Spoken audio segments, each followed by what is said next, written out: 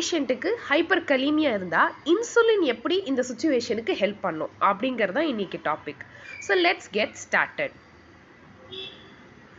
So hyperkalaemia அப்படின்னா நம்ம பாடியில் பொட்டாசியம் லெவல் அதிகமாக இருந்தால் ஹைப்பர் கலீமியான்னு சொல்லுவோம். நார்மல் ரேஞ்ச் வந்து 3.5 to 5.2. 5.5 மில்லி ஈக்குவலன்ஸ் பர் லிட்டருக்கு மேலே போச்சுன்னா மட்டும்தான் we say it as hyperkalaemia. Hyperkalaemia இருந்தால் கார்டியாக் அரித்மியா வரும், which is an emergency. Cardiac அரித்மியானா நம்ம ஹார்ட்டில் எலக்ட்ரிக்கல் ஆக்டிவிட்டிஸ் அப்நார்மலாக இருக்கும்னு அர்த்தம். ஸோ இந்த மாதிரி ஒரு சுச்சுவேஷனில் இன்சுலின் எப்படி ஹெல்ப் பண்ணுது அப்படிங்கிறது தான் டுடேஸ் டாபிக். ஸோ அதோடைய மெக்கானிசம் நம்ம ஃபஸ்ட்டு அண்டர்ஸ்டாண்ட் பண்ணணும்.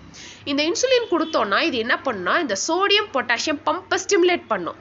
இதனால என்ன ஆகும்னா செல்லுக்கு வெளியில் இருக்கிறதா எக்ஸ்ட்ரா செல்லுலார், அங்கேருந்து 2 பொட்டாசியம் உள்ளே வரும், 3 சோடியம் வெளில போகும். அதாவது சோடியம் பொட்டாசியம் ஏடிபிஎஸை வந்து ஸ்டிமுலேட் பண்ணுது. எந்த இடத்துல? ஸ்கெலிட்டல் மசிலில். அதனால என்ன நடக்கும்னு நல்லா வந்து அந்த இமேஜை வச்சு கோரிலேட் பண்ணி பார்த்தீங்கன்னா, will push 3 sodium ion outside the cell and it will pull 2 potassium ion inside the cell. Thereby it will reduces the level of potassium level, preventing arrhythmia.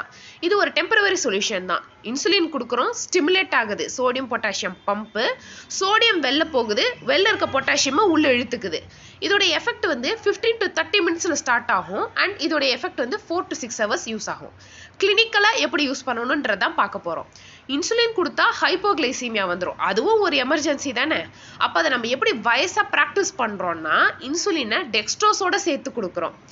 ஒரு 10 units of regular insulin with 25 to 30 grams of IV dextrose.